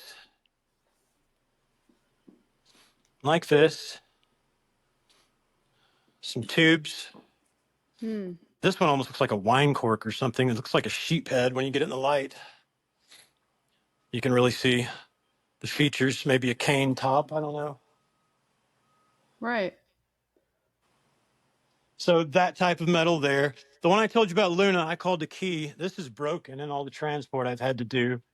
But it was a complete circle. And if you see the video where I found it with Luna, you'll see. And it's got the rocks on it as well from where they stuck, from where it got hot. Yeah. Yeah. It was a full circle? Yeah, complete. It looks Like just a like a loop? key. Complete, yeah. Yeah. There's Cool. a picture on the video on Rumble is I think it's called Finding a Key with Luna. Very like first 5 videos on Rumble. If you just from the timeline. Yeah. But yeah, we could go on. You know, the key features I like to show off really on any piece. This I can see an imprint. I can see where this got hot, left something else, an imprint on it, right? I can see on the back the carbon from the thing that made it get hot, the fire, right? To melt around another piece. So anything you see on this table is just these features here. I can see where that melted up against something, right? Yeah. Left a hook. Yeah. Okay, I can see it's a different type metal. Look here at, we can start getting some that are shiny. You can see the different layers starting to rust off of this, shinier and then, you know, rustier underneath. So that's really what I laid out here for you. As you see, this goes on for days. Here's some of what I mean by shiny. All right, I think the light's probably way off in here. And then on the back, you've got the rust and the carbon. Yeah, Logan, there's a good one. It's a really good one. You can see there this different metal starting to rust and melt away. Yeah. You flip it, and you've got the carbon, right, stuck to it from the fire, and then you can see the different layers of this yellowing metal. Here, it's like a buckle, if you can see through there. Oh Yeah. yeah. Okay, fold it over. Crazy. On top, on the bottom, all the rocks from where it was sitting on, right? Mm-hmm. Finally, let's talk about 2 cultures, 1 piece. So here, this is when I tell you I found the burial mound, right? There's a crescent mound. You've seen the LiDAR. Logan, Mm-hmm. excuse me, needs to be wet. All right, so you see this is clay. I found this in the creek. Now, right here, it's oddly sarcophagus shaped, right, to start Mm-hmm. off with. And then here, this is the exact same shape of that, what I call burial mound. So I call this a memorial marker of that burial mound. This is obviously fired clay. You can even see when you're close the handprints on the side of it, right, that formed it. So this same material, you see all these little clay pieces. Okay, these are obviously fired clay. They're the same material as that thing, right? I call them game pieces. I don't know what they are, Right. right? I don't, but they look like game pieces when you collect them. Well, when you start finding a lot of them here at the Mabila site. It's fired clay. Yeah. This one's really shaped really well. I've broken them apart, broken them down, and even bathed them in muriatic acid to be sure it's fired clay. Now, you find these pieces trapped in melted metal. Okay. So here, make sure we've got light. You see one of these little clay pieces. Mm-hmm. Okay. Trapped in metal, melted metal. Where else could I get what easily can be determined to be Spanish metal melted to these native artifacts? Same thing here. We have another piece, metal splattered, metal splattered. Look at these two, nearly identical. Both fired clay. This one, streaks of metal. Sorry, my hands are shaking. It's getting hot. So Sorry. here, look, this is rock. This is quartz. These are all gathered right there, Mabila. This is another clay piece here. This is clay here. You can see where it got red and extra hot. All of these quartz sticks, you find there. Here's a quartz stick with metal stuck to it. Neat, eh? So you have here the native artifacts with the Soto metal. This is a really groovy one. This is a melted triangle. And if you look right here in the tip, that is one of these clay artifacts. Cool. 2 cultures, 1 piece. That's a cool And one. then the only other things I had set out to show you Hmm. that were really cool. So you've got quartz. We all know what quartz looks like. It doesn't look like this. That's because it went through a great big old, right? You've got several of these Mm. beautifully shaped quartz pieces that balance, stand on their own. Some of them Hmm. meant to stand at very odd angles. If I was on wood, don't not make it work, Jason. But Oh wow. Damn. Cool. all right, and look at the square. You see Very neat. quartz quartz in various forms, right? Found at this Yeah. site. Last piece that I find just to be super cool, I hope it shows up in the light, is a face rock. So if you look, they've cleaned out the rock, right? And you've got what can appear to be a mouth. Now, if you look here, Yes. do you see the etching of the eye to where they worked out the natural Yes. bits of the rock to look like the mouth and the nose? And then here they etched the eyelashes. Yes. Yeah. That's Okay. cool. And on the Wow. back, high heat and little splatterings of melted metal from where it had probably landed Hmm. face down after it fell off somebody's shelf there at the burning of Mabila. Right. All right. Yeah. I could go on and on, ladies, with artifacts not even related to specifically Mabila. So I'll cut you there unless you want to look at some real pieces more specifically. Again, the two cultures, one piece get really display pretty. You see this on this Yeah. end, Very neat, eh? Right there. and you see this Like I've never worked seen anything like triangle, that. and now it's stuck in the melted metal. See this one Yeah. with this worked piece of quartz trapped to this worked piece of quartz. When you flip it upside down, you can see the hole in the little metal thing that was knocked down on these rocks Yeah. from these walls and melted in the day that that town Yeah. burned. Worked piece of quartz Very, here, very interesting. melted metal on the back. On and on and on. That's just a few I grabbed out to show you. You've seen I've got about 5 of these large bushel buckets and 5 more down the hill. And that's the metal from Mabila thus far. What is your So, favorite piece? yeah, what's your favorite? What's your Gosh, favorite that'd be find? hard to say. That'd be really hard I to know say, that's all honestly. got See so what many.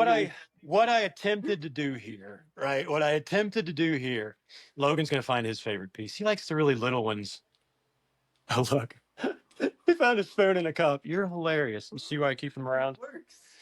So what I said about here, I mean, what is this, right? What is this, right? They're all so cool, and to me, they all evidence you have a plethora of different metals. It all is melted. It all is obviously melted from its former form. It's all of the things you'd expected this army to be carrying. And here on this table, it exhibits all the different types of metal. And that's all I tried to do. It's more than I can even get my hands on. If we weren't gonna hands around, right, if we weren't gonna lose camera, risk losing service, I'd take you out to the porch where I'm trying to sort all of this stuff, to clean it, figure out what it is, catalog it, and keep it safe, right? Right. It's so much. It's so much. I This have is seen just one of your videos where you do like a pan around the room, and you do have quite a bit, yeah. for sure. It's so much. Thank you, Logan. Um, this freaking heat. So I had a heat stroke like we're talking 20 years ago now. So I'm not suffering when you see me sweat. It is just a byproduct of having gone through that. I sweat a lot. Mm. So anyway, yeah, we're still recording, but that's it on artifacts. What else do you want to do? Have you had any of the tested for like their composition? Oh, I Like you know forgot the to do little this for gun you. thing called at You know what? something. I apologize. Say it again. Have you ever had any of the metals tested with like one of those No, I've run no tests on anything. other than, a little what we call backyard, laboratory, muriatic acid, drills, and all of that good stuff for me to verify for me what I have.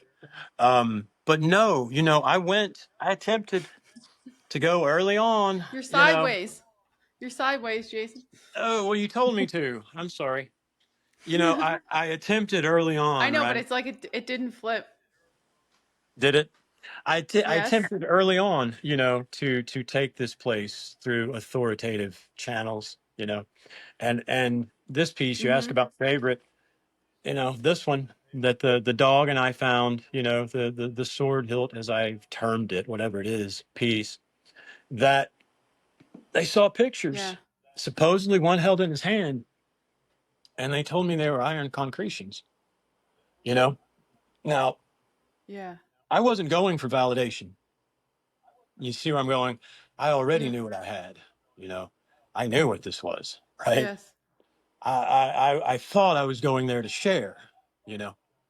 But then I Okay. blew that because I went into a lecture he was giving on shamanism, and boy, I thought I was in the right place at that point, Um, but when he started talking about shamanism, he started rolling his eyes, and I was sitting there in the back, and I felt like that kid in class who would come to see a lecture he respected, and suddenly he was making fun of me a little bit,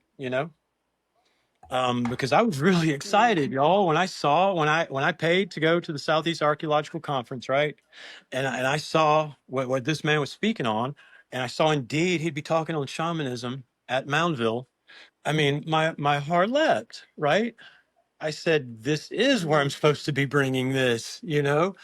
I'd never heard of Graham Hancock or many of the other, leads I would soon follow, right? But but there I was excited. And when that man stood up with Yeah. all his perceived authority and he began speaking on shamanistic traditions and the use of psilocybin, and he rolled his eyes, and his body language and his voice were calling it hooey, right? I knew right Mm. then that this was not my route.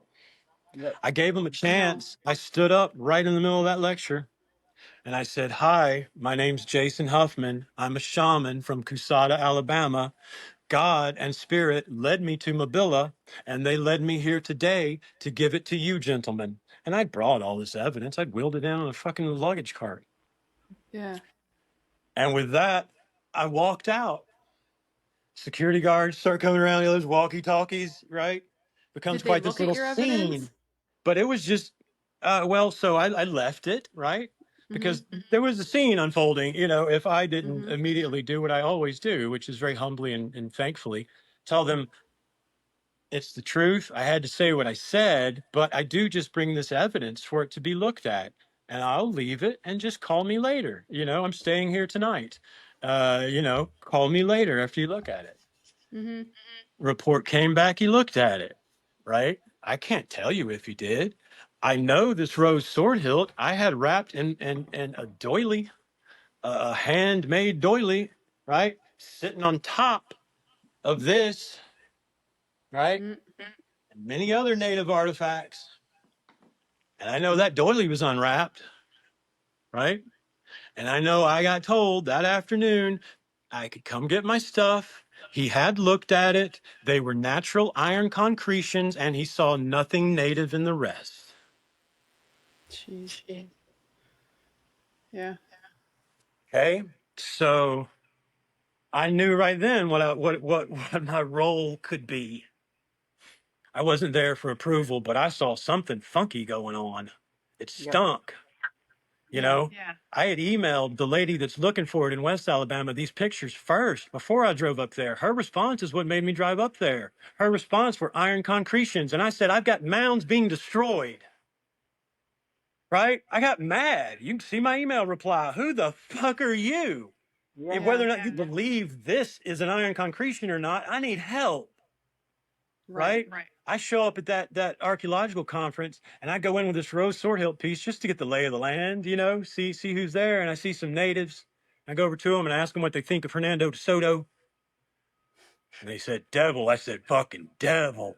And I put this out and I said, y'all want to see this? I bet he held this. And that lady who I'd never seen in person, right? But had seen my videos. I see her. I see her over there. She sees me and she comes over to see what I'm saying, see what I'm actually doing there now, right? I pretend to not notice her. But then my heart gets lifted again when I see he's speaking on shamanism, right? And I go, oh, it is going to be the right place. You know, whenever I told you that. And I go in, and then the disappointment when I saw these people making fun of what I was about to be bringing to them. So I just stood up immediately and said, well, shit, I'll just go ahead and tell them. So did they dismiss me right off the bat? Did they actually look at it? I'll tell you what I've learned on X. Another reason I chose Shaman 711. You get knee jerk reactions right off the bat, right? Right. People see that term and they go, something pops up in their mind. And then whatever you put in front of them, they're not going to see. Nope. Narrative blindness, right? And I knew that's what I'd done there that day, right? I knew that when I saw these were not the people, right? I Right. knew when I got up and declared myself, I was doing just that. They would just glance at whatever I had, right? I'd come back home, I'd keep going. I'd find the other towns, I'd find the mounds, you know, I'd take this LiDAR app that's available to all of us, you know, and I would bring it to bear now on all of these skills I learned out in the field. And I'd start finding all of these things for them, you know, for all Cool. of us, For all of right? us. And then I kept going. And then I discover Graham Hancock, and I discover all I discover in North Alabama, right? About the lost epoch of our past, Hmm. you know. Definitive evidence, guys, you can stand on it. You can put your hands on it. You can't explain these metal circles. You can't. You can't explain two of them. You can't explain one in a boulder down the hill. None of it can be explained naturally. This triangular mound of rubble in Cahaba, Alabama, with the drill holes on it, with the sinkhole in front of it, with Mm-hmm. right across the river what looks to be a saw cut X mark with what is some sort of melted precious metal piled up behind it, right? And I see all of that because Graham Hancock and his, that's academic, right? Read one of his books. His Mm-hmm. books need a book for fucking footnotes. Yes. You know, it is so well researched. It is Yes. so well presented. It is so well documented that he Yes. walks you through this reality. He walks you through escaping that narrative blindness, you know, better than Yeah. any so called scientist or academic is doing in any of their attempts today, except but a few. I like Ed Barnhart. He's cool, right? Ryan. Throw him in there. He's really cool. He helped me personally, right, do that. So when I get to North Alabama and I see this mound and I see these drill holes, well, I know damn well what I'm looking at, right? Because the Yes. foundation had been laid by this man when academia turned its fucking didn't even turn its back on me, seemed to be doing some underhanded shit and didn't want me to know about it, Yep. Mm-hmm. right? When that was what I encountered, I then find this man and I find his work and I find how well researched it is. And I look for a video and I find him talking about America before, right?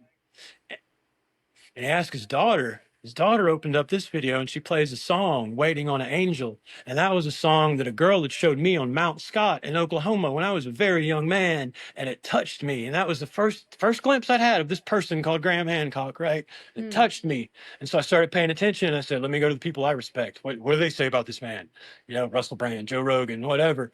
Right. And you start investigating. And then you see you've got a man right here. You've got a man that can be trusted, that can be relied upon. And you read this work and you go, okay, I am fully equipped now for what I'm seeing. Yep. You know, Yes. there is Because it. no narrative that fits what I'm seeing other than that one. Yep.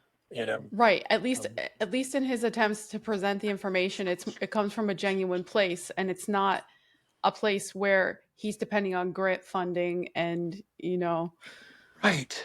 yeah. Because that's the thing, you know, you don't, do you fault anybody that's in a system? No, I don't want to fault or speak too negatively Right. about anybody. I don't know people's intentions, but I Right. do know that corrupt systems corrupt. Yep. Absolutely. You know, Yeah. absolutely, to finish the phrase, right? Yeah. And as you say, Graham, that just became evident to me right away that whatever I was about to discover in his works and what kind of professional academic or journalist he was, that Yes. I could just look at him, listen to him, look at his family, look at the people and he interacts with and what they say, and I could Yes. go, I've got a man. Now I Just challenge you. listening to Look him. on X. Look at Yeah. any of these so-called academics and archaeologists now with their venom and their bile, Every right? Yes. You don't yes, find a humble, no, Very sweet, few. Very right, few. kind individual also doing all this tremendous research. And then, his work, Supernatural or Visionary, That's an where he talks excellent about book. shamanism, Yeah. and that was, of course, helpful to me in my process, right? Yeah. Divine Spark, his book, that changed my life. Yeah, it's all Yeah. life changing because it's an antidote to this narrative blindness, right? True. And I don't want anybody to hear me calling narrative blindness accusatory. It's because I also walked out of it. I also was handed the narrative. I went to the same elementary schools you did, Mm-hmm. you know. yeah, I went to Mm-hmm. the same universities, right? I lived in the same culture. But a Yep. guy like that who puts his life and his everything, his heart, his soul, his mission into curing some narrative blindness, you Yeah. know, versus And what do you really, see elsewhere? People fighting to preserve the blindness. It's no choice. I just really respect his willingness to continuously put himself in the line of fire to say, hey, look over here, look at these things that maybe are not getting attention. And it's Right. not a definitive. He Everything is presented as a possibility, which is, I can't understand how we could ever reach the truth without saying, hey, you know what? It's a possibility. Everything is a possibility because none of us were there.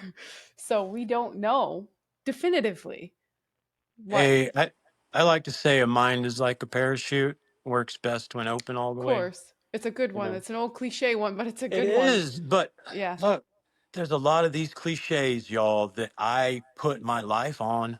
Mm-hmm. You know what I Mm-hmm. mean? The That older I I get, the hung more every cliches I hold on right. to. For Except sure. curiosity did not kill the cat. Curiosity saves your life. I Curiosity I is would agree with that. Yeah, yeah. for Curiosity is sure. why I'm sitting here, like our Me buddy too. Cody at East 10 likes to say, stay curious, it's why we're all sitting here, right? Yeah. Yes, for sure. He said to tell you, hey, by the way, I spoke to him before we got on here. Oh, good. Yeah, yeah. I sent him a picture of the artifact table when I put it up. It said, wish me luck, But yeah, I think it's going great. I don't know about y'all. Considering there's been no real forethought or plan, just an artifact table and talking. Well, That's how we do it. that's the real. We That's how we do it. It's We just brilliant. I wing mean, things. look, when you're on point, when you're on mission, when you know what you're doing, right?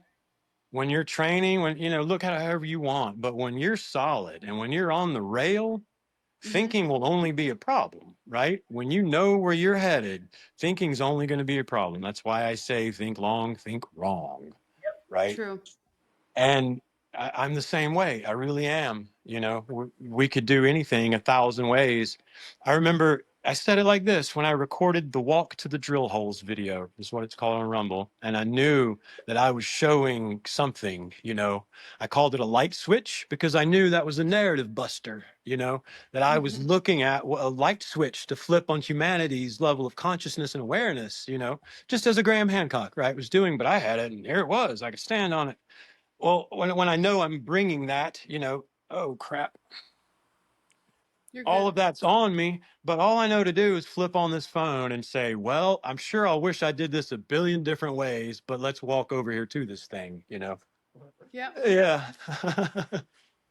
what you can really mess yourself up by thinking and planning once you're certain, right, of the objective. Then you Hmm. hold that objective, and when you're being guided, many of my tactics may look, however, to most people, sort of like you're flying by your pants, may look, unprofessional or whatever to someone out there, right? Everything I've done, I mean, you've seen a bit of the evidence, right? But everything I've done has been one day at a time, turning myself over to the care, will, and plan of a higher power as I understand him, right? Yeah. You know? One thing, you know what? One thing I want to ask you before I Yeah. forget.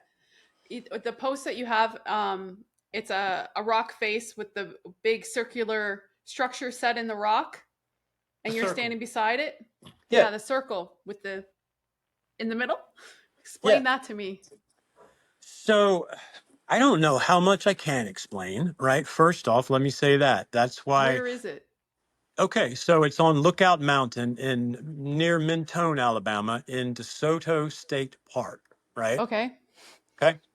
So one of the reasons I did the last video series that way, where I just did it so long, Logan here was with me to show you the entirety of the landscape. So you had a frame of reference for this circular metal deposit, right? Mm-hmm. Now, this is on top of a giant two-story piece of megalithic sized stone next to, as you see in the videos, piles of what appear to be shaped huge chunks of rubble and stone, the same thing that the triangular mountain cob is made of, right? Mm-hmm. There is this giant circular metal deposit. You can see the concentric rings, right? You can see the exact measurements on either side of the circumference of the circle. You can see inside it. Now, what my eye sees, right, when I look at it, is what looks like the inside of a core drill. If you're familiar with construction, a core drill bit, Right. right? Now, I have no idea if that's what it is. I call it that because there's drill holes everywhere, right? I'm finding metal in all sorts of configurations. Logan finding sheets of it everywhere.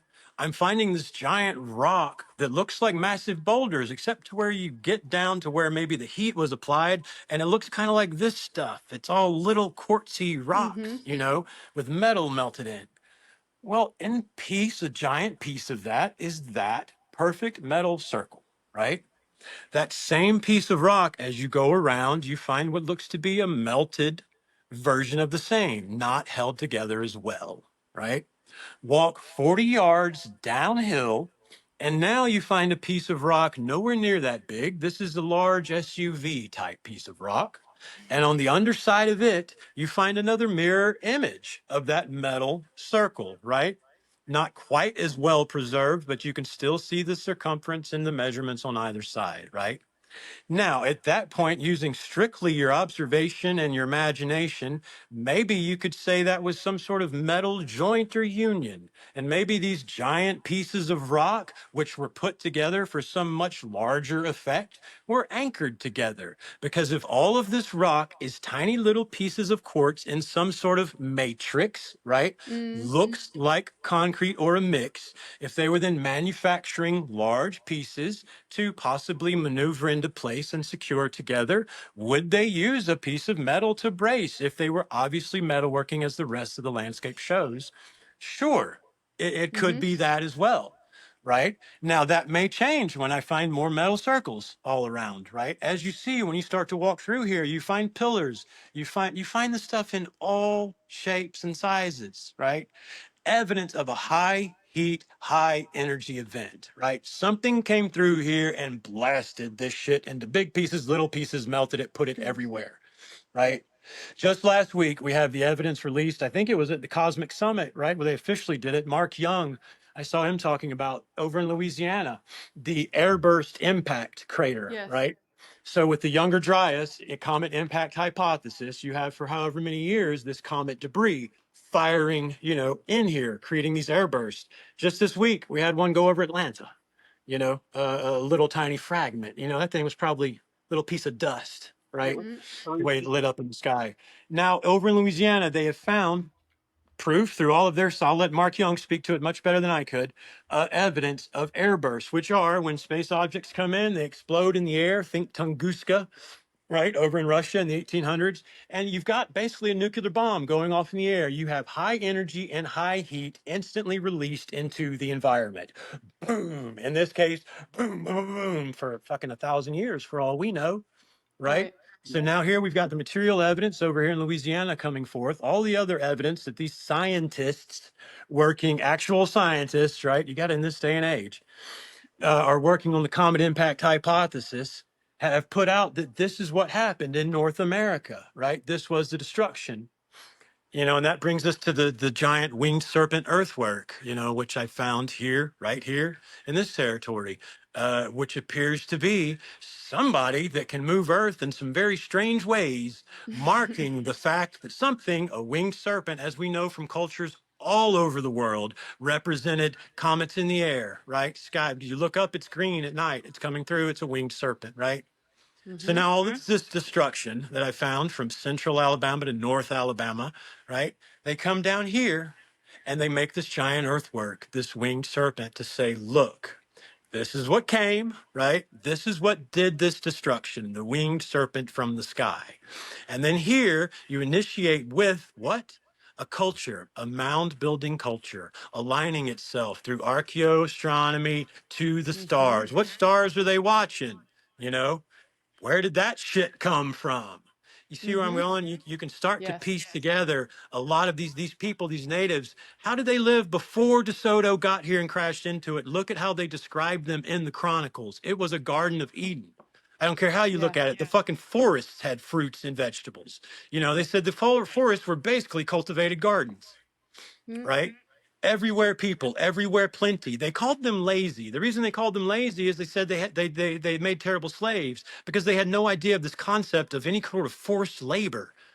They didn't have to. They had everything working precisely in sync, not only with each other, with nature, in ways we could certainly learn from today, right? But in a way Mm-hmm. that would not lead to what led to the destruction of the previous society, Mm. right? So if I'm proposing that this winged serpent earthwork has been put up with survivors, right, from whatever all of this other stuff I found, the destruction in the rock, right, the circles where we started, these people come through, mark this somehow, maybe incorporate the river, right? You see as a tail, make this earthwork and set in place with, incorporating with. I hate when people go, oh, you're saying somebody made the mounds. No, I'm saying who you think made the mounds, right? I'm just linking the two together. Where did this idea come from? Where did this watching the stars come from? Where did this Mm. living in harmony come from? Where did this ability, when all of the Western world in 15 wherever, when DeSoto came through here, we know how fucking screwed up it was. How did these people here manage to still have a Garden of Eden, living in peace with one another, with nature, and with their creator? Right? Mm-hmm. So these people who do this winged serpent earthwork then set in place people that can live, and down the line, because they're obviously, with the way they're piling up this rubble and making these earthworks, thinking way down the line, how can we institute people that will not make the mistakes we made? You see, that triangular pile of rubble on the Cahaba, which I'm telling you is pointed to a strangely, insanely large amount of melted precious metal, that to me is a message. Mm. They piled up the destruction and the rubble, and they pointed it at where they got lost, their material obsession, right? And Okay. then they build this earthwork, and they come in here and they institute a society that could last the ages and that could not go the way they went, that could walk with, as they called it, the one, the only one, you know, God, Great Spirit. If you're native, it doesn't matter what term you use, right? But I just go with the one, the only one, the one I found, you know, the one who revealed to me so much of this knowledge. Look, y'all, early on, when I'm out here in these creeks and I haven't found this evidence. I'm going through this process and I'm running. I've got loincloths out there in the middle of the night. I didn't take lamps. I made, you know, torches, right? Because I want to be where my ancestors were. I want to know it. And I'm running through the creeks and I'm hooting and I'm hollering, you know, to get in touch with that. I come back up here and I stand on this back porch and he says to me, people forget I'm a wild God. They forget for how long I was over here with these people. We're talking the native people here now, right? Working. Think about what was, if you're God, just for a second, right? You are a creator. And all that's going on all over the world at that point with creation. Think about what was going on Mm. here before the West got here. What a sanctuary it must have been, right? Where humanity is free and is flourishing, just as these people who were destroyed in the last epoch, right, had failed to do. Just as the rest of the world has failed and is failing terribly today to do. Mm. It's a lot. It is. It's a lot. It's a lot. What are we doing? You know? Do what? Said, what are we doing? What are we Well, doing? what are we doing? I don't know on the macro. Y'all don't either. Luckily we've got, like what I started this podcast with, finding people like you, and like Cody and That's what like we're Ricardo doing. and like Steve, that are out here creating something away from all this noise, because what are we going to do about it? We can only affect our micro. And once we get our micro straight, we can find some other people who's got their micro straight, and we can just watch the waves. Well, we're just out here collecting information, collecting possibility, collecting each other. Correct. And that's it. We should all be doing in some way what it is I'm trying to exhibit. I've Hmm. done these what one could call sizable things in my chase and my work with spirit, and one could say these sizable things in my chase and work with this material realm and the true story of our past, right?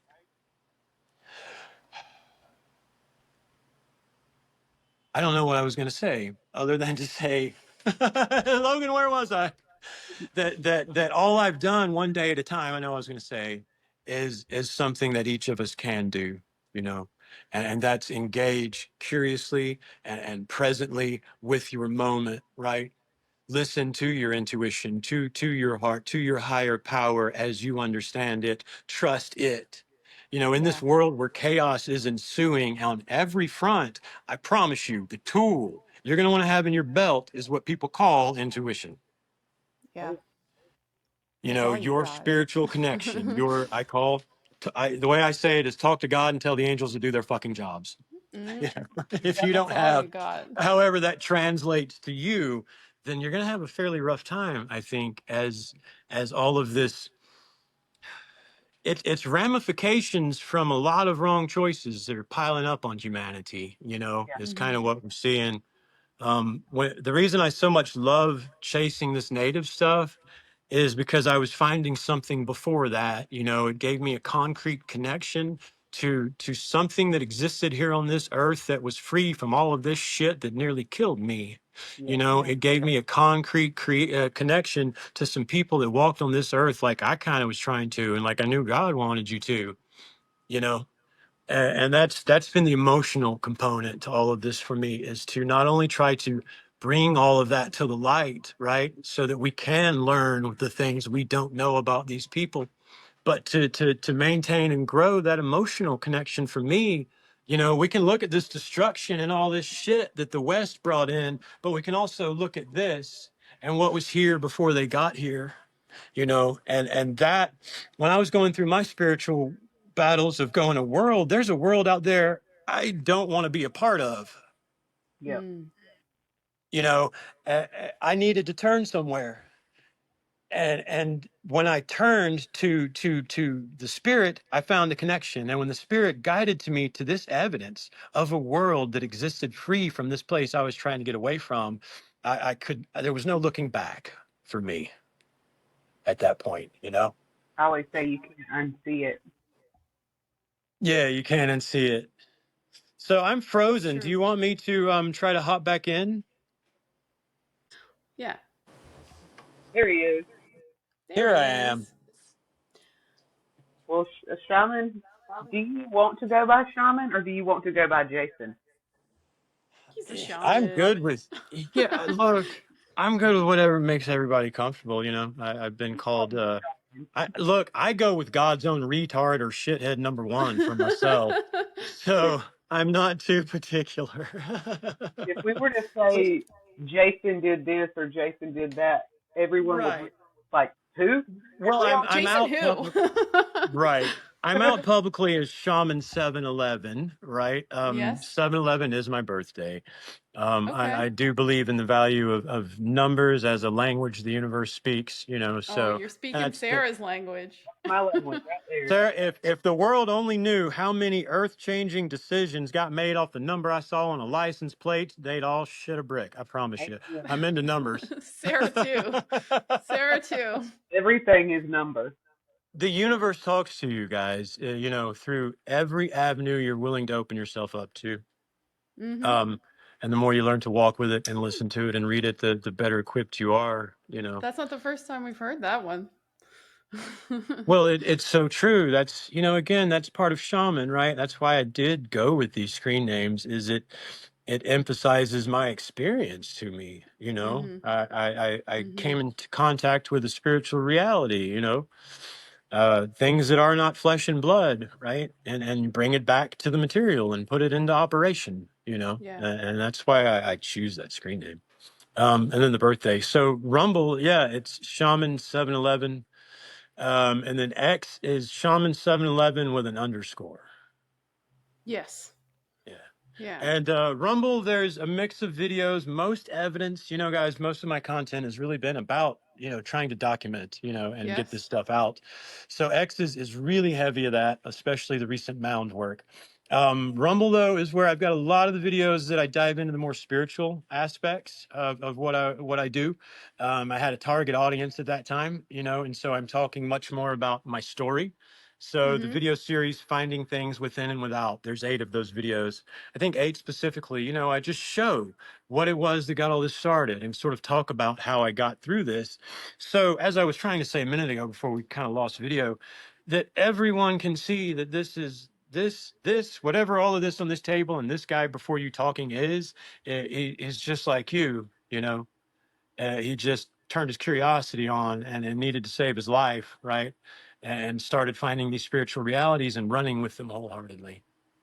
Yep. Amen to that. And we are ever so grateful that you came into our orbit. I'm so grateful. I really am, and I hope this has gone well. Like I say, this really is my first, so I hope I haven't just overtalked us and got us No, you've lost. done splendidly. And I hope it Splendidly. makes some Well, good content for you guys. I'm honored. I'm proud. I Us think I too. think we're all sitting in the place we need to be sitting in. I really do. I agree. And I see it all, and I'm honored to sort of be involved in it and to have a place where I could take all of this, away from all of the places that had wronged me and showed no interest, and put it here collectively, amongst friends and with people that have the same ambition, which is to collect and share all this knowledge for all of us. For Yeah. sure. We're very grateful. Very Thank you, grateful. ladies. Thank you very much. Really appreciative of your insights and all that traipsing through the woods you do. I love your videos. Yeah, me too. Good, good. That's really that's what I love, and that's where I go, and that's my home. Is how it feels. Logan's the same way, and I didn't know how to start documenting these things other than to try to also bring people along a little bit, and just give them a little bit of a taste of what it is out there that I'm chasing. It's not just evidence, there's so much waiting for all of us. Mhm. Just, I mean, it started out my back door, quite literally. And ended at Mabila and Atlantis and reaches yet unknown. Poor Cody, boy, the exciting stuff he's mentioning to me. There's so much coming. Yeah, There is. right. Yeah, there's so much coming, and it's just an honor to be able to bring what I had and sit at a table, amongst others who have the same thinkings and the same interests. I think we're Well, all kind of in the same boat where we've all been carrying this load for a long time, and no matter what your thing is, whether it's Mabilla or telluric energy lines or what have you, I think we're all just like, what do? And so I think we're all just gonna put it in a bag together and be like, here to humanity. Right. And that's it. And you couldn't have said it better. It's like all you can see it on everyone's faces. You've got all of these people that have done so much, right? Yeah, Whether any of the names we've named in this institute that I said I've gotten to know, you can see all of them, right? Done so much.